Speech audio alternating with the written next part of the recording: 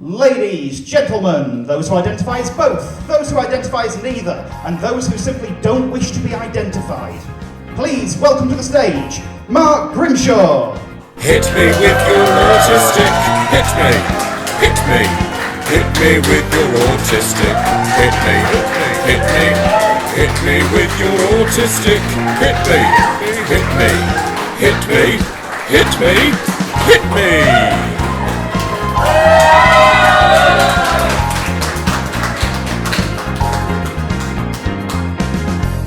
Hello. Hello to those 4 people, specifically. Welcome, this is Hit Me With Your Autistic. I'll start by introducing myself. I'm Mark Grimshaw and I'm autistic. I'm aware you might not have seen an autistic comedian before. I'm aware there's not that many autistic comedians. I'll be honest, I'm surprised there aren't more autistic comedians, considering how much we fucking love routines. I was on Amazon the other day, and I saw this t-shirt, and it said, "I'm autistic. It's not a disability, it's a superpower." No, it is a disability. Like, I'm not being funny, you're not going to see the next Marvel film and see Ant-Man who goes super small, and Captain America who's super strong, and me who's super awkward in social situations. Like, no one is rushing out to see Avengers Please Don't Assemble because it makes me fucking uncomfortable. I'll tell you a little bit about how my autism affects me. I'm not going to be the strongest performer you've ever seen. I'm not going to have the best delivery. Essentially, everybody's like Royal Mail, just delivering the punchline straight to you. I'm going to be Yodel. I'm going to be chucking shit over your fence, hoping it lands safely, and that is as good as this is going to get. I do have a follow-up punchline to that joke, but unfortunately I'm unable to deliver it now, which should be within the next 3 to 5 working days. I don't know whether to do this, because I don't know when this is going to be released, but I'm going to briefly talk about COVID. It's going to be very brief, it's going to be literally a minute. It might not survive the edit, that's fine. I don't really like talking about COVID, because I'll be honest, as an autistic person, I quite like lockdown. And apparently that makes me seem like a bit of a prick to most people. There's a few things I miss. Like I really miss the days where it was illegal for random people to sit next to me on the bus. I just thought it was a really fun time. My favourite thing about the pandemic, though, was that it really took attention off us autistic people from anti-vaxxers. Like, do you remember the old days? Like, the conspiracy has moved on now to something with Bill Gates. But in the old days, they really hated us autistic people. Like, because they were the sort of people who were like, "Oh, I'm not getting vaccinated because vaccines cause autism." Absolutely unscientific nonsense. And there was a very real chance that I would be doing a gig and there'd be someone in the room looking at me and thinking, "Yeah, you're all right. But it'd be better if you had social skills and diphtheria." Little insight into the writing of that joke there. I've had to try that at various new material nights across the country, changing the final word to find out which is the funniest disease you can get vaccinated for. It turns out it's diphtheria, apparently. A lot of those people think there should be a cure for autism as well. They think that autism is something that needs curing. Personally, I don't think I've got anything that needs curing. But I would be fine with them finding a cure on the one condition that that cure is a vaccine. Just to see how much it fucks with them. As I say, if they did create a cure, I wouldn't take it. I'd probably judge any of my autistic friends that did take it, to be honest with you. I wouldn't really be able to look them in the eye. It'd be really annoying for them, because they'd finally be able to look me in mine. Before I get into the show properly, I'll tell you a bit more about myself. I'm single. I've been single for 26 years now. To clarify, I am 26. It's not like I'm 29, I had a brief thing when I was 3. I do know why I'm single though, because I have seen me. No, I'll explain this. I was walking through Manchester after a gig not too long ago, and as I was walking home, this woman came up to me without saying anything before, there's not any other context. She just put a pound in my hand and fucked off. And I was kind of, as she was walking away, she went, bear in mind, this was after she'd given me the pound. As she was walking away, she went, "Do you have a home to go to?" One, how was that second in this transaction? How are you only checking this after payment has accrued?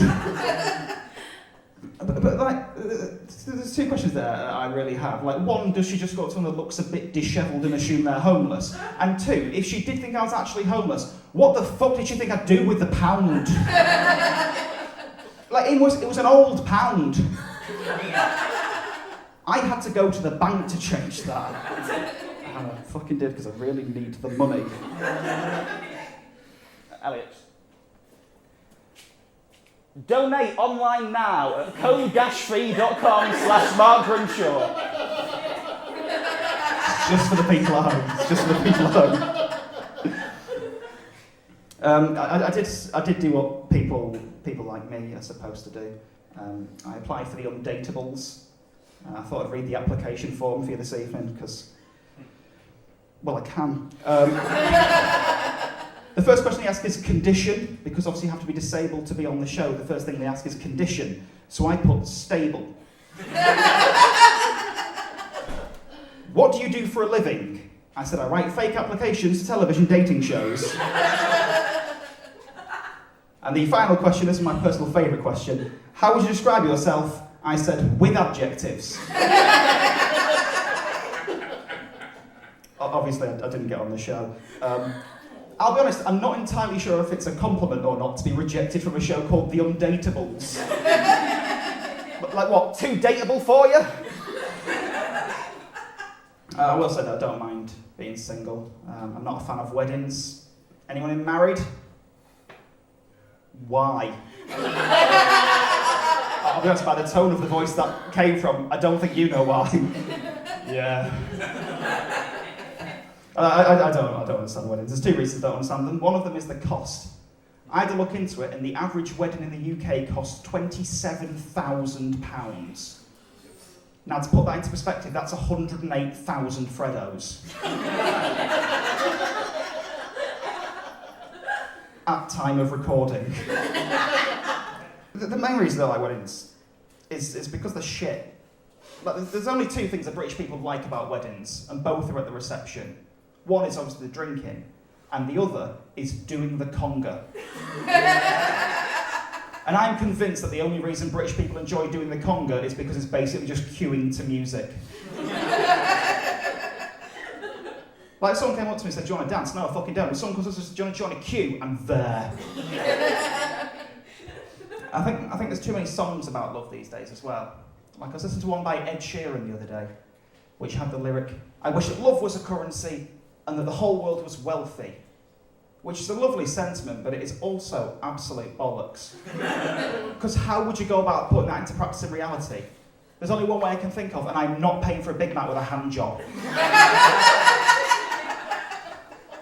Like, if love was a currency, I'd always be paying contactless. One final thing about me, I'm from the north of England, or as it's called here, the south. Obviously, due to comedy, I have to travel a lot, and I get the train a lot, which means I have to spend a lot of time travelling with Northern Rail. Are we all wearing Northern Rail? Yeah. If you're not, they provide rail to the north. It's pretty fucking simple. They've actually recently undergone a rebrand. They've put a lot of time, money, and effort into it, and they're now called Northern. They've removed the word rail from the name. I quite like that rebrand, so I sent them an email to congratulate them on it, because that's the kind of prick I am. Dear Northern, I'd like to congratulate you on your recent rebrand from Northern Rail to simply Northern. I'm pleased you finally realise you don't provide enough of a rail service to continue describing it as such in your company name. I wish you luck with the continuation of this rebrand and look forward to the launch of Northern Cancellations, which is what your company seems best at providing. Best of luck for the future. Yours faithfully, Mark Grimshaw. P.S. Attached is an image taken of a sign at Blackpool North train station. I have also attached a suggestion of how this signage can be improved. I hope it's of assistance to you. An attached picture of a sign at Blackpool North that said, Northern, proud to have carried you here by train. So I attached a note. Mark Grimshaw, disappointed being carried here by bus. I didn't get a reply to that email. I wrote that a few years ago, and I put a video of me performing that entire routine online, and it went a little bit viral, I think it was like 400,000 views or something like that. It was shared around by local press. Weirdly, the routine was broadcast on BBC Radio Newcastle. I don't know if it's obvious, but I'm not from Newcastle. The clip went viral, and they messaged me asking if they could play it on air as part of the following day's breakfast show. And I said yes, as it meant I could promote this show, saying as heard on BBC Radio. That was the only reason I agreed to it. I listened to the show on the morning of the broadcast, and there's a couple of things they didn't tell me at the time before broadcast. One was that the clip was going to air as part of the news bulletin. Now, I'll be honest, I don't think me sending a pissy email to a train company was one of the main headlines that day. Fine. The other thing they hadn't told me is that they edited the clip before airing it, due to the time constraints, but they hadn't consulted me about the edit. Anyway, it turned out the way they decided to edit it was they cut out all of the laughter. So essentially, what was broadcast on BBC Radio Newcastle was me reading an email to an apathetic room of people. Not long after that happened, a couple came up to me after a gig that they were in the audience for. They told me that they work for Northern Rail. And they informed me that that video had been sent around in a memo to staff telling them not to communicate with me on social media. I think I got the message across to Northern though. I think I got through to them, because a couple of weeks later I was travelling through Blackpool North train station, and that sign, the Proud to have carried you here by train sign, had been removed and replaced with a sign showing directions to the bus replacement service. I did actually get the train up to the festival. I got the train up for this show. And it was quite a weird trip. Obviously, we're in times of heightened security at the moment. When I was on the train, my bag was checked by the transport police. And I didn't really know what to do or say in that situation because it had never happened to me before. And I'll be honest, I never thought I'd been in a situation where I'd hear myself say the sentence, "What kind of shit terrorist buys a return ticket?" Anyway, this is Hit Me With Your Autistic. Obviously, it's a show that's about autism, amongst other things. I was advised by someone who works in PR to clarify at the start that it's about more than just autism, to try and make it of interest to a wider audience. But I think the fact that I phrased it as autism amongst other things very much shows what the key theme of the show is going to be. Of course, most of the show is related to autism. Imagine if I called the show Hit Me With Your Autistic, and you turned up and the whole show was just an hour of me talking about the Disney film The Emperor's New Groove. To be fair, spending an hour diving into the minutiae of a very specific topic of interest would be pretty on brand for a show called Hit Me With Your Autistic. I'm not going to open the show like a lot of other comedians open theirs, by the way, by doing crowd work and chatting to the audience. I don't know, it feels like it'd be weird to open a show called Hit Me With Your Autistic by forcing people into an unwanted social interaction. I'll be honest, I think it's already been pretty brave for me to open a show called Hit Me With Your Autistic by slagging off trains. That's already alienated half of my autistic audience right there. I don't even really have anything against trains, to be honest with you. I have no issue with them in general. I'm just doing this to help my career, because I was told that the only way that I'd ever get a Netflix special was by being transphobic. At least I think that's what people have been saying. I might be wrong. Before I get into the show properly though, what I'm going to do a quick glossary of terms just to make sure some quick definitions, just to make sure we're all on the same page, just to make sure everyone understands everything that's going to be said during the show. So, autism is... Do I need to do this one? I feel like if you've booked a ticket to a show called Hit Me With Your Autistic and you've not understood a fifth of the words in the title, it's kind of your own fault. Click something else.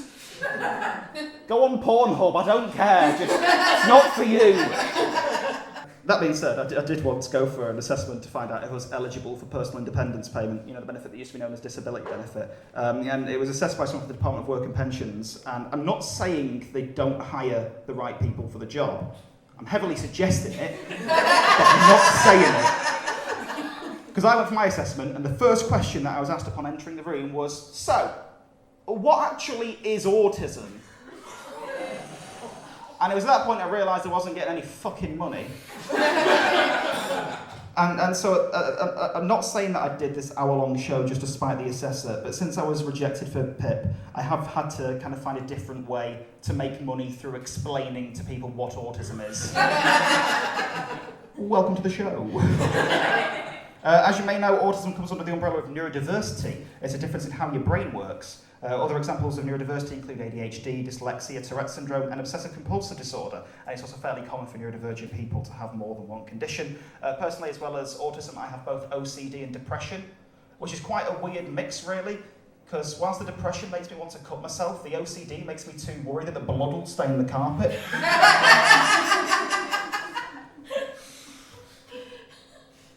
I heard some intakes of breath when I said that, rather than laugh, so I feel like I need to clarify something at this point.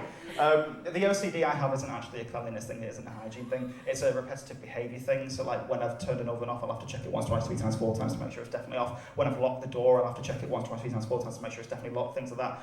So what I'm basically saying is that even though quite a few of you didn't really like that joke, I will be doing it in the next 100 gigs just to make sure it definitely doesn't work. There's a thing neurodivergent people do called masking, which is essentially teaching ourselves to hide the traits of our neurodiversity when out in public, to blend in with neurotypical people, that's non-neurodiverse people, weird people. I will say there was one thing I found weird during lockdown, which was when news presenters were repeatedly telling us that it was the law to wear a face mask. They just kept saying face mask, which to me felt unnecessary to specify that they were worn on the face.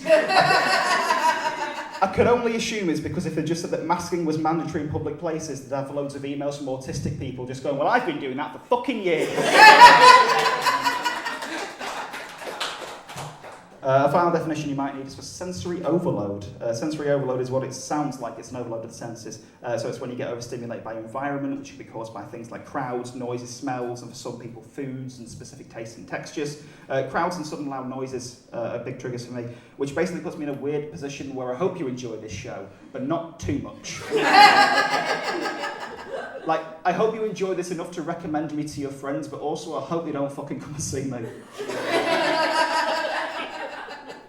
I've tried to make the show as simplified and accessible as possible, but if I use any of the terms throughout the show that you don't understand, let me know.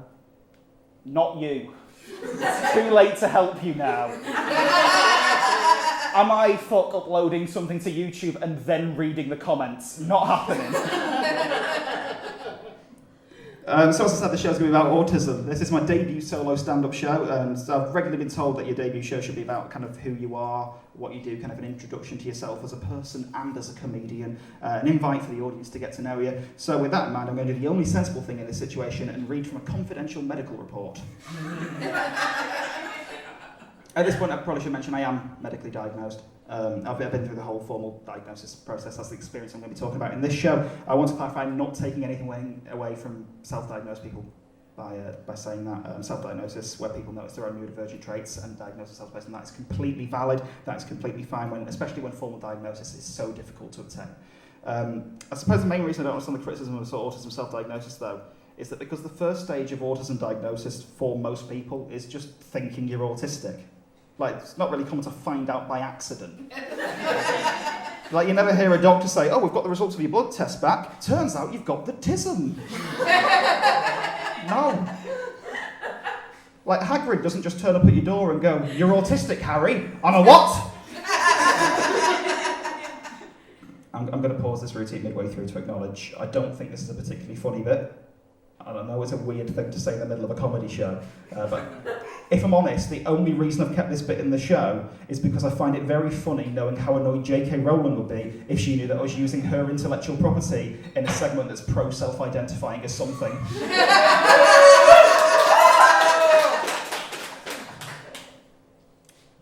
Hello, Daily Mail. Yes, this is woke, isn't it?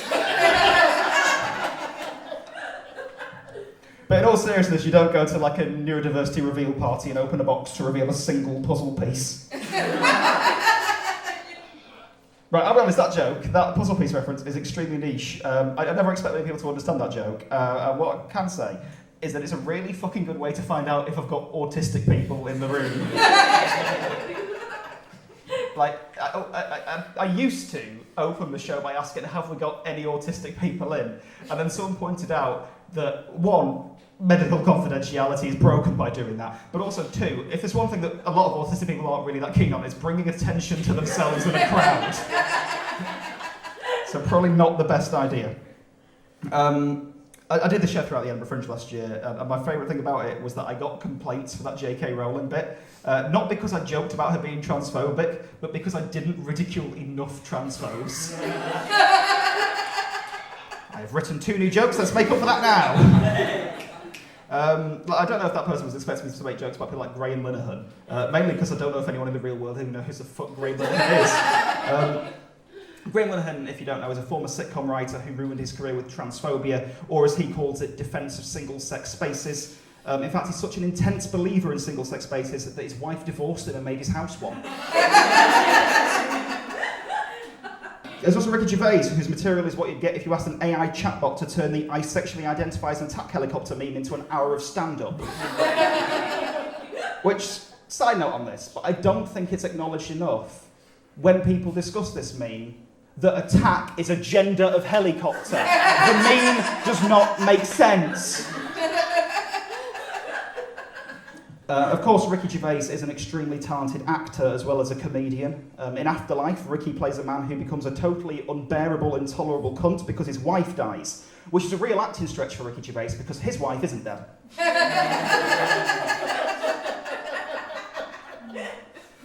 At time of recording? I'm not responsible if anything happens between the recording. I'm just making that clear now. I will have an alibi. I will say though, like that person who complained, I'm not really a massive fan of that bit, purely because it relies on me having to acknowledge the existence of gender reveal parties. Like, I fucking hate gender reveal parties. For one, they don't even reveal anyone's gender. Like, I'm sure most people by now are aware that biological sex and gender are 2 completely different things, and that your gender identity is not dictated by biological sex that you were born as. Though I suppose at the same time I can understand the optics of not wanting to invite people to your baby's sex party. I suppose that does make sense. Anyway, this show isn't about gender reveal parties, it's about autism reveal diagnostic reports. On the day I received that, we didn't have a party, but we did at least know why I didn't want one. I probably should also be honest at this point and say that despite everything I've just said about autism self-diagnosis being a positive thing, I wasn't actually the first person to notice that I could be autistic. It was a tutor at college who first mentioned it. Like, genuinely, me and my parents went into college one night in 2013 for what we thought would just be a standard parents' evening, and the meeting with my media production tutor ended with them telling my parents that they thought I might be autistic. Like, the meeting basically just went, so as it stands, Mark is getting all A's, and also, I think he might be neurologically disabled. And I was just sat there like, whoa, slow down a bit. I'm getting all A's. Maybe. If I'm honest, that bit was the biggest shock to me. Like, yeah, disabled, whatever, that academic achievement. Yes, I have just referred to a media production course as academic achievement. Make of that what you will. I'll tell you what though, fair play to the tutor, like, they clearly do their stuff, because that is a hell of a risk. Like, imagine we got to that next parents' evening a few months later, and Mum had to sit there and go, no, you're wrong, he's not actually autistic at all, he's just a bit of a prick, to be honest with you. He's just fucking annoying. If I'm honest, a little part of me hopes that they just said that to every parent and student they saw that night, just to hedge the bets. Just take a chance, one could be right, it's a media production course, there's going to be a couple of them. Part of me hopes that by talking a bit about the reality of an autism assessment, it might help dispel some of the myths and misunderstandings that people still have about autism, like some of the preconceptions that people have and some false stereotypes that people think are true and aren't. I will say that generally a lot of false stereotypes are becoming less prevalent in society. Like, for example, I was at work not too long ago and someone needed quick maths doing and not one person looked at either of the 2 autistic people in the room. Or at least I don't think they did. I was avoiding eye contact all the time. I'm going to talk about the actual diagnostic criteria for autism and how I personally fit into those criteria. Generally, an autism assessment is conducted as a child, and whoever is doing the assessment will watch and analyse the child's behaviour to determine if they fall somewhere on the autism spectrum. According to the practitioner that performed my assessment, a diagnosis needs evidence that the difficulties were present at the ages between 4 and 5 years and throughout life. I don't know why they say the ages between 4 and 5, because there aren't any. 4, 5. That's maths. Oh, I can do quick maths. Get in there. Anyway, I went through the diagnosis process at the age of 16, and that meant that to get that required evidence, they had to interview my parents about what I was like as a child. And I'll be honest, a lot of this report feels less like a diagnosis for me and more like a necessary therapy session for them. Like it's like an NHS-funded roast of Mark Grimshaw. As I say, I went through the diagnosis process at the age of 16. This report is taken from 10 years ago. But this year was the first time I've ever personally read it. The diagnostic interview with my parents actually happened 4 days before my birthday, so the present that they got me for my 17th birthday was autism. Still somehow not the worst birthday present I've ever had. The worst birthday present I ever got was a skateboard when I was, I think, 8. And you're probably thinking, not that present, which in itself it's not. But it's before buying the skateboard, my parents asked whether or not I would actually ride it, and I said no. And they then asked why I wanted the skateboard, and I said that people at school would think it was cool, and a thing to kind of blend in more, and it was basically a masking device. And there's 2 reasons why they should have said no to this request. One, it's a fucking stupid reason to buy a skateboard. But I don't think it's a controversial take to say that skateboards are not made to be ornamental. Oh, what's that hanging on the wall between your family photo and the moose's head? Oh, it's just my skateboard. I'll be honest, I like that line purely because you can tell that when I was writing this part of the show, in my head I was thinking, what sort of things do neurotypical people hang on their walls as an ornament? Oh, of course, a moose's head. What normal, average, run-of-the-mill neurotypical person doesn't have a taxidermy moose's head hanging on the wall? They'll definitely think that's less weird than a skateboard. And then I realised the only place I've ever actually seen a moose's head on a wall was Dick and Dom in Da Bungalow. Reason 2, the skateboard should have been vetoed. An actual quote from my parents on page 2.2 of the Autism Assessment Report. Mark did not have any friends who called to the house to play and did not go to other children's houses. So no one was even going to see the fucking skateboard. Which I will say, I'm 9 years late to doing this, but I can explain that last thing. I did have one friend who came to the house once. I'm going to call them Robert. It's not his actual name. I didn't want to say Robert's actual name, just because if anyone that kind of knew us both from school sees the show either tonight or by watching it on YouTube, what I'm about to say could really embarrass Matthew. Robert. Quick side note on this, I wrote that joke that I just said in January 2022. On February 28th, 2022, Russia put their nuclear weapons on high alert. Trust me, this is relevant. I promise you, stay with me on this. I know at the moment, January joke written, February nukes on high alert currently seems like the most incomprehensible pair of opening clues ever given on an episode of Only Connect. In a statement about why they put the nuclear weapons on high alert, the Kremlin blamed the words of other countries, saying, "We believe that such statements are absolutely unacceptable. I would not call the authors of these statements by name, although it was the British Foreign Minister." So that means that I have to do this show, publish this, and live with the knowledge that my previous joke was done better by the Kremlin. Fucking Kremlin. I can handle being less funny than big TV acts like Michael McIntyre or Sarah Millican or James Acaster. I can handle being less funny than great circuit acts like Dan Nightingale or Beth Black or Scott Bennett, but being less funny than the fucking Kremlin. And now there's a very real chance that what I've just said could end up being the only quote you remember from this show. You could leave here thinking, yeah, actually that was less funny than the Kremlin. If this ever gets reviewed in the press, that's all they will talk about is how it was less funny than the Kremlin. Word of mouth will spread about the comedy show that was less funny than the Kremlin. And eventually my comedy career will end, my reputation destroyed, all my gigs cancelled, my name being replaced on posters by Dmitry Peskov, former spokesperson for the Kremlin, future mid-budget stand-up comedian. And the worst thing about that is that given he works for the Kremlin, he's probably got some pretty spicy views about trans people, so he's definitely getting a Netflix special before I do. Quick note that I feel I need to add about this. The British Foreign Minister they referred to in that quote, former Prime Minister Liz Truss.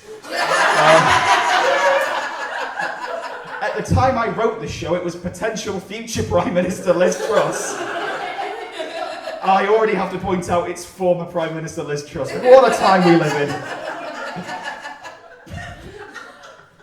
Like, genuinely, in my script still says, potential future Prime Minister Liz Truss. But I forgot to fucking change it. Because I thought, oh no, the show won't be that out of date. I only wrote it last August. Anyway, I invited Robert to the house. We allowed him to stay the night. We laid out a camping bed for him to sleep on. It was in my room, next to my bed. Everything was fine. I woke up in the morning to see neither him nor the bed there. Everything else in the room was present, so at this point I could only assume it was like a very specifically targeted theft. He just really fucking needed a camping bed. Anyway, I went downstairs, I asked my parents if they'd seen him, and they informed me that he'd shit himself during the night, he'd gone home in shame, the bed was in the bin, and I never invited another child to the house again because it wasn't worth the risk. Anyway, I'm getting ahead of myself there by quoting from the report. I'm going to start by explaining how an autism diagnosis assessment reports. I'm just we're half an hour into this, and I'm saying the sentence, I'm going to start. That's concerning. I'm going to start by explaining how an autism diagnosis assessment works, or at least did work 9 years ago when mine was done. I'll read you the explanation provided by the practitioner who performed my assessment because they were there. As I say, my parents did the questioning, so I wasn't even there for half of it. The Autism Diagnostic Interview is a structured, standardised assessment of communication, social interaction and behaviour for individuals where autism is suspected. All of those things are kind of scored as separate categories. They're separate sections of analysis, basically. Scores at or above the cutoff indicate a higher likelihood of an autism spectrum condition. So to give you an example of this, in the social interaction section of the assessment, the cutoff score for autism is likely to be 10. I scored 26, which means I'm absolutely fucking smashing autism. Nailed it. Best test I've done since I got those A's. So let's have a quick look at why I scored so highly in the social interaction section. Mark does not use eye contact, they do not engage in social smiling, and they generally have one facial expression. Now that annoyed me, as you can probably tell.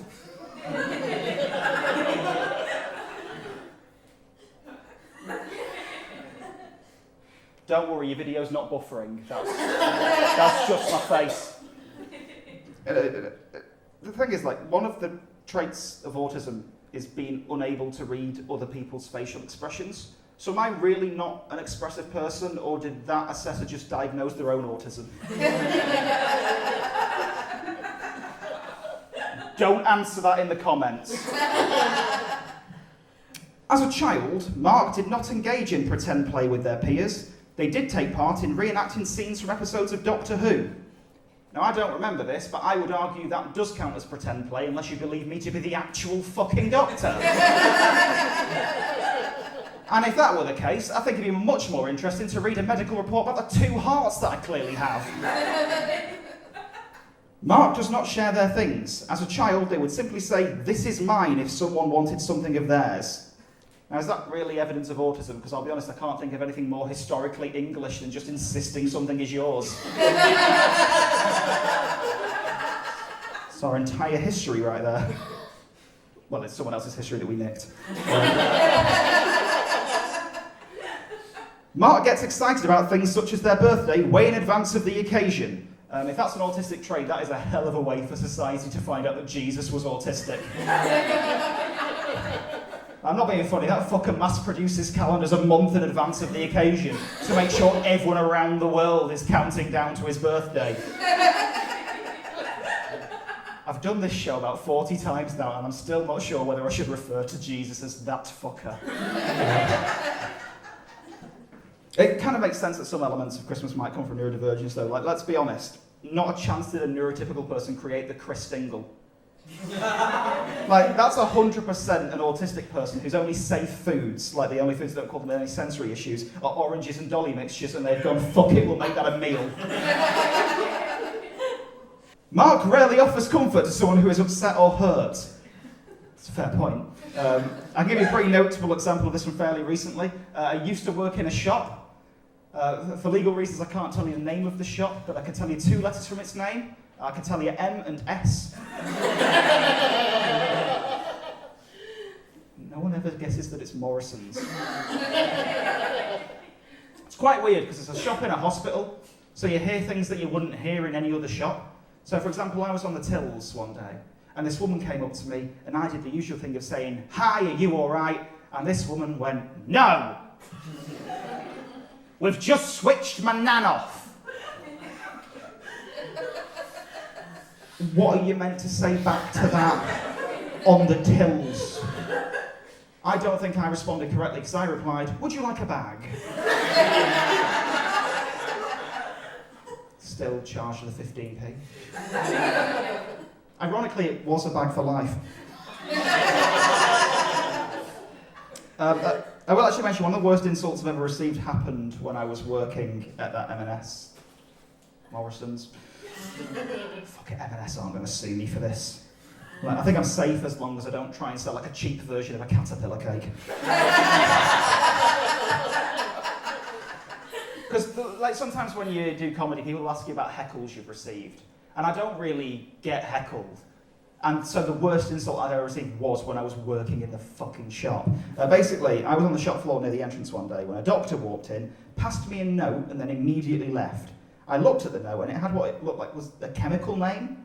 And I didn't really recognise it. I was quite confused. And I got home and I googled the chemical name. It was the name of a hair regrowth shampoo. I think it's worth repeating at this point. He walked into the shop, passed me the note, then left. Which means there's two possibilities here. One, he came in the shop earlier in the day, saw the fucking state of this, had it running through his mind all day since, and after much thought he must intervene. Or, and I'm not entirely sure whether or not this is the worst option, he got a quick glimpse of it as he walked past the shop, and that was enough to realise that help was desperately needed. That happened 2 years ago, and the fact that I'm still talking about it shows how much it cut deep.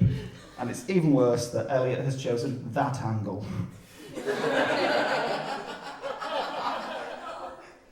Anyway, back to the report. Mark often laughs or smiles at times that are not appropriate. For example, if someone is hurt. Again, this is one where I'm not really certain if this is an autistic trait, because to me that just seems like a human trait. Like, don't get me wrong, I know there's more people being diagnosed with autism as awareness of autism increases in the general public. I just still don't think there's enough of us for us to be solely responsible for 33 years of you've been framed. Moving on from the social interaction section, the next part of the report focuses on communication more generally. To be specific, this section of the report is called Abnormalities in Communication. Mark does not engage in small talk. They do not know when it is their turn to speak and when to stop talking if they are talking about something that is of interest to them. Honestly, can't work out what it was that attracted me to the idea of doing stand-up comedy as a career. Bewildering. People with autism have problems understanding the gist of what people are saying or the spirit in which it was said. E.g., they do not recognise sarcasm. No, we don't, do we?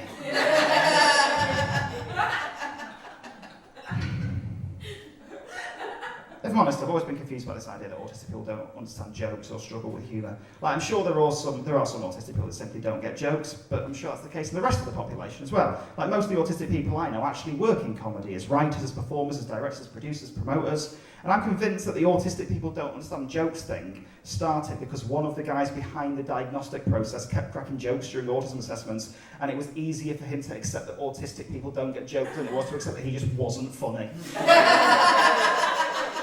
Am I funny? No, it's the autists who are wrong. To be fair, if this show doesn't go well, given the chance that this title makes it likely to attract an autistic audience, I will 100% use the same excuse.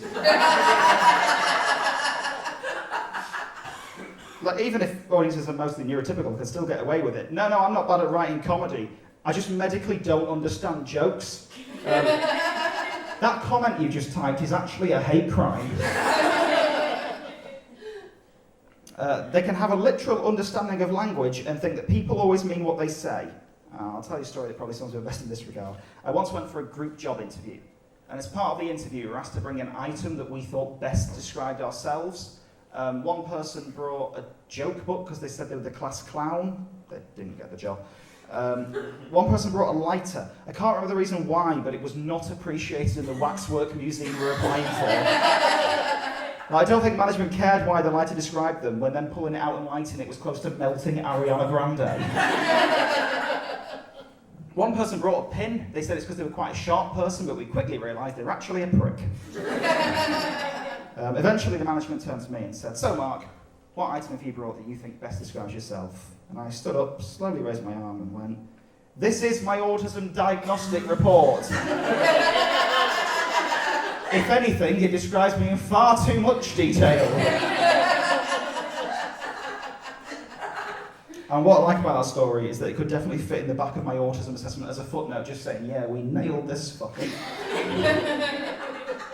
To be fair, it's not really our fault that we struggle with language in the way that we do. Like, a lot of the English language simply doesn't make any fucking sense.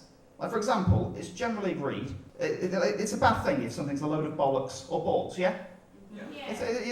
You don't want something that's a load of bollocks or a load of balls, because that's a bad thing, yes? Yeah. Unless, of course, those testicles belong to a canine. Like, for some reason, it's been accepted that if it's just your plain old run-of-the-mill bollocks, then it's a bad thing. However, if you add the fact that it's a dog's bollocks to the equation, then fucking hell you're onto something.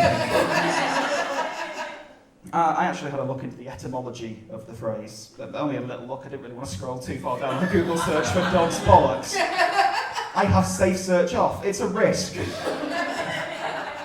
Apparently, one possible etymology of the phrase is related to the idea that dogs' bollocks must be good because of how long dogs spend licking them. Which doesn't really make sense to me. One, as I'm pretty sure other animals do the same thing of licking their own balls. But two, having listened to so many straight men talk about how they suck themselves off if they were able to, I'm pretty sure the only thing stopping many human men from licking their own balls now is biological impossibility. Like, I'm fairly sure everyone in this room has at some point in their life kind of met a man. Yeah? And I'm pretty sure you would all agree that if men could lick their own balls, around 80% of them definitely fucking would.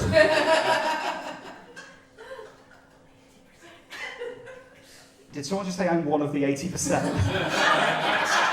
Only the 80%. Oh, only 80. Okay, it was a criticism of my maths, that's fine. I didn't do a full-on survey, if that helps. Oh, I should have done that as everyone was entering today.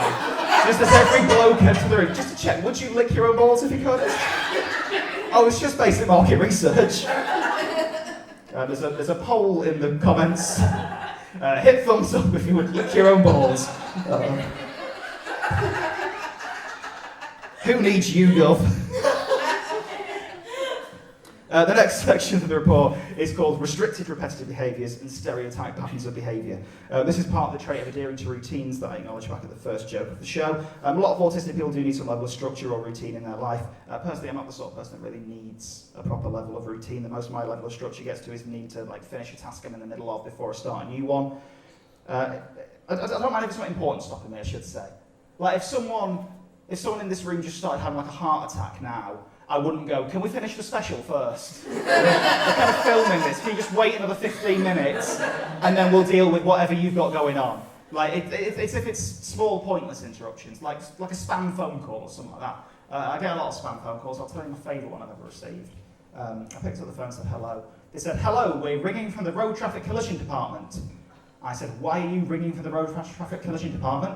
They said, we're ringing about an accident we believe you're involved in. I said, I don't own a car. They said, is there anyone else in the house we can speak to? I said, no, they all died in a road traffic accident. At that point, they hung up, which felt like the wrong thing for them to do. Like, surely that's gold dust to them. And I thought that conversation was quite funny, so I put a transcript of that call on Facebook. Now, my mum is not on Facebook, but we've got a mutual friend in Birmingham who is, and she texted my mum saying, have you died in a road traffic accident? How the fuck would she say yes? This section of the report is also about preoccupations and patterns of interest. Autistic people tend to have hyperfixations or special interests, topics that really kind of zone in on, focus on and enjoy. One of my special interests is the Orlando theme parks, so Disney World, Universal Studios, and so on. Those of you that know the Orlando theme parks may notice I did not mention SeaWorld there. Like many people, I'm not really a fan of SeaWorld. I've said that on social media before, and one person accused me of virtue signalling. which I found really funny because my issue with SeaWorld isn't a moral objection. I just think the shows are shit. Like, yeah, I'm sure the conditions the animals are kept in are bad. I just don't think it's particularly impressive that a killer whale can swim.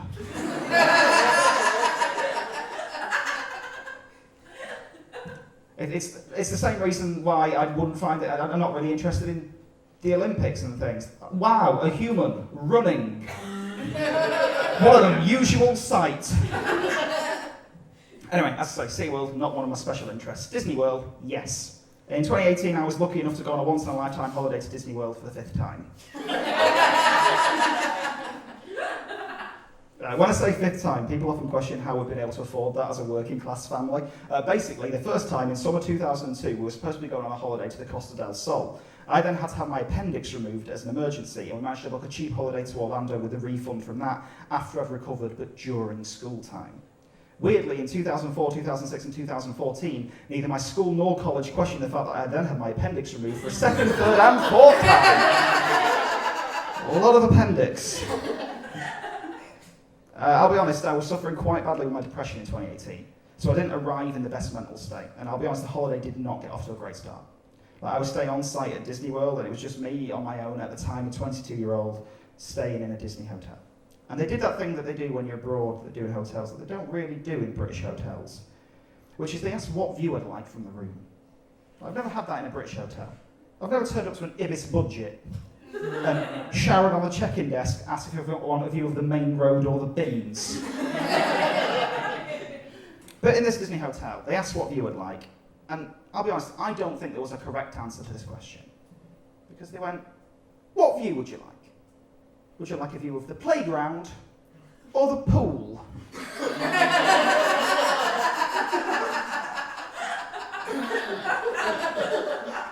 At that moment, I was convinced that I'd walked into a To Catch a Predator trap. Because essentially what they're asking there is, are you a nonce? Yes or yes? But only when they're wet. Great, we'll get you booked into the Royal Suites.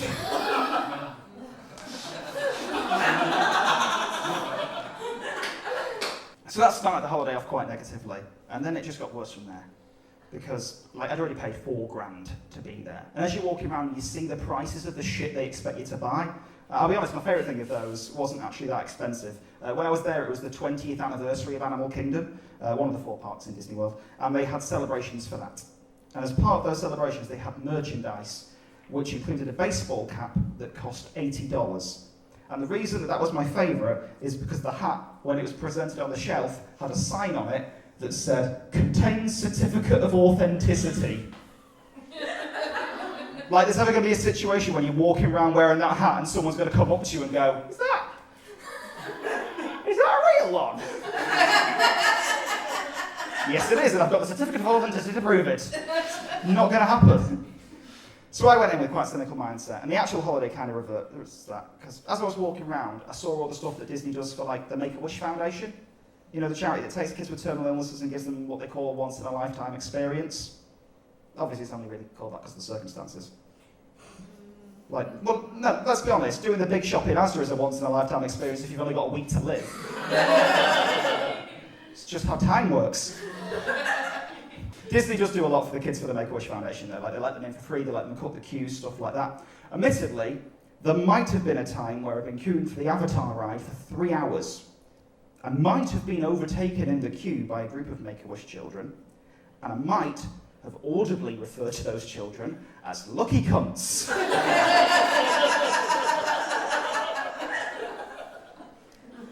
It's only after I said that out loud that I realised lucky probably wasn't the right word. The thing that kind of hit home for me about what a positive force Disney could be, though, was that I was there in September 2018, and North and South Carolina were experiencing a massive hurricane called Hurricane Florence. A lot of people made the decision to evacuate their homes for safety, and some of them evacuated to Disney World. It wasn't safe to stay at home, so they just made a holiday of it. And when I was there, I saw this family, mum, dad, and 2 kids. Dad was on the phone, and he said to his partner and the 2 kids that it was their neighbour who had stayed. And the neighbour was ringing to tell this family that their house had been flooded. all of their belongings destroyed, and it was heartbreaking to watch. And the mum looked at the dad, turned to the two kids, looked back at the dad, and just went, "Fuck it, we'll go on Space Mountain." I thought it was a beautiful moment, though, of how the park had brought them together through that tragedy. It was probably for the best that we stood near Space Mountain and not Splash Mountain, given the circumstances. I don't think that would have helped the situation. So at the end of that trip, seeing the 20th anniversary of Animal Kingdom celebration, seeing their Make-A-Wish work, and seeing how it brought people together in desperate circumstances, I left with quite a positive view of Disney World. And then I came home, and I made a realisation. As I say, Disney World's one of my special interests. So I know quite a lot of facts about Disney World. Magic Kingdom opened in 1971, meaning it has a big 5-year anniversary every year, ending 1 or 6. Epcot, 1982, every year ending 2 or 7. Animal Kingdom, 1998, every year ending 3 or 8. Hollywood Studios and Typhoon Lagoon, the water park. 1989, both the same year, every year ending 4 or 9. Blizzard Beach, 1995, every year ending 5 or 0. And that means that the big 5-year anniversary celebrations they hold mean absolutely nothing. Because yes, 2018 was the 20th anniversary of Animal Kingdom. The following year was the 30th anniversary of Hollywood Studios. The following year, it was the 25th anniversary of Blizzard Beach. The following year, 2 years ago, it was the 50th anniversary of Magic Kingdom. There's nothing special about that celebration happening. It was hollow. And that really pissed me off. Because this hat cost me $80 fucking.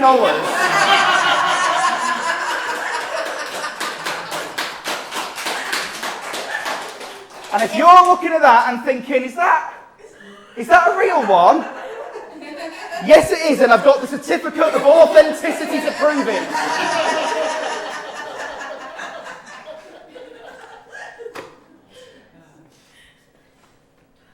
That's the show. Thank you very much for coming. I really do appreciate everyone coming out to see me. I really hope you've enjoyed this. I'm well aware you have many other possible options for entertainment. You have no reason to have been here. Many of those options for entertainment you could have heard of. I've never been on telly or anything.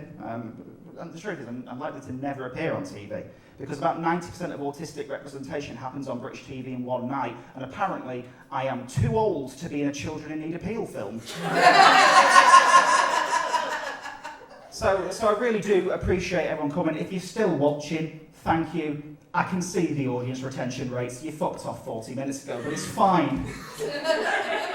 Thank you for coming and for sticking around the whole hour, for listening and tolerating me. I'll be hanging around after the show if anyone wants to chat. But there is one line of conversation I always ask people to avoid, which is people regularly come up to me after gigs and go, You're so brave. Doing stand-up comedy with autism. They always say with autism like this has been a fucking double act. But seriously, there's one thing that you should have learned from the last hour, is that it's not particularly a brave thing to do for an autistic person to do a highly structured one-way conversation about a topic that interests them. Thank you very much. I've been Mark Grimshaw. This has been Me With Your Autistic.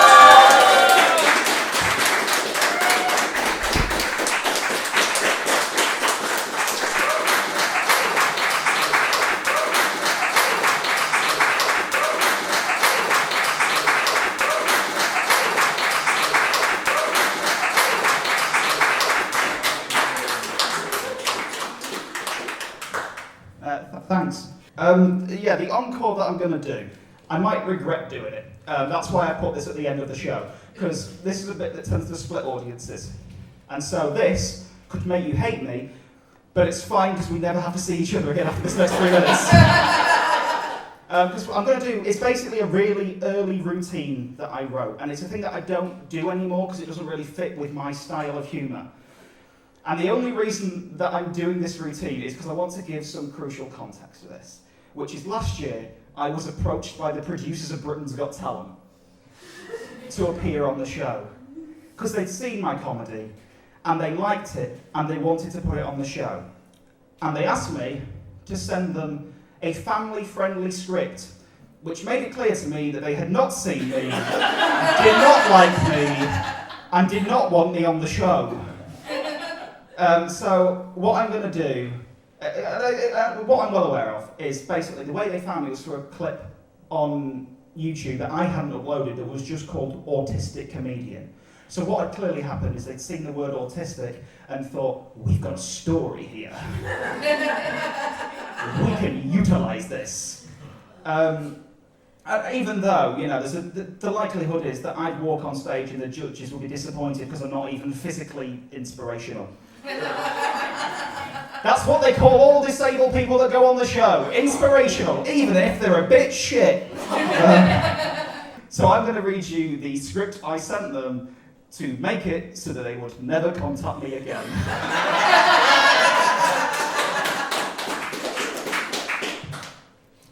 You're all aware of TripAdvisor?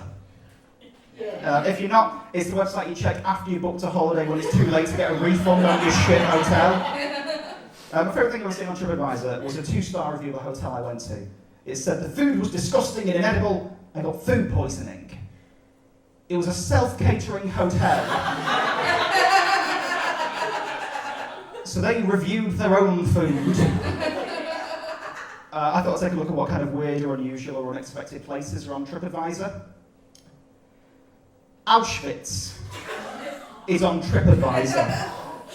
I mean, that's weird, isn't it? Because, you know, it's a death camp. Don't get me wrong, I know it's not still functioning. I know it's under new management. But it's still a bit weird, isn't it? The time I went on, it had 3,500 5-star reviews. I went straight to the 1-star. Totally disappointing. I'll be honest, I'm not really sure what they were expecting. A theme park? The original Euro Disney? Furo Disney? Rushed, muddy, dated, confusing, and just unorganised. Dated. You'd be fucking worried if it were modern. Those ones are in Rwanda. Oh, is that really too far to call that out? Oh, are we not allowed to call out the fascist government now? No, is that... Oh, now I'm never going to be booked for GB News. What a shame. It has a cafe and a bookshop. Why would you have a cafe at a death camp? It's not a zoo. 2 points there. 1, zoos are not the only places that have cafes. 2, I think we should probably be grateful that Auschwitz has moved on from the days where they starved people to death. Great place, horrible customer service.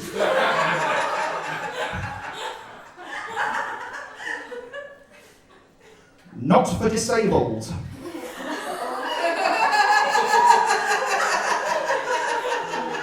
I mean, it historically was. I wasn't happy with all of the 1-star reviews. To balance it out, I left my own 5-star review. I don't really understand all of the 1-star reviews Auschwitz is receiving. Let's face it, none of you had a worse time than the people who visited when it first opened. On a positive note, the train service was more reliable than Northern's.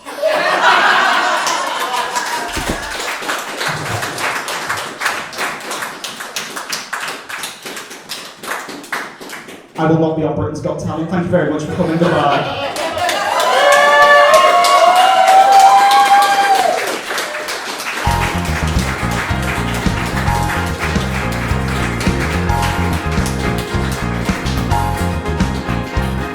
Hit me with your autistic. Hit me. Hit me. Hit me with your autistic. Hit me. Hit me. Hit me. Hit me with your autistic. Hit me. Hit me. Hit me. Hit me. Hit me. Hit me.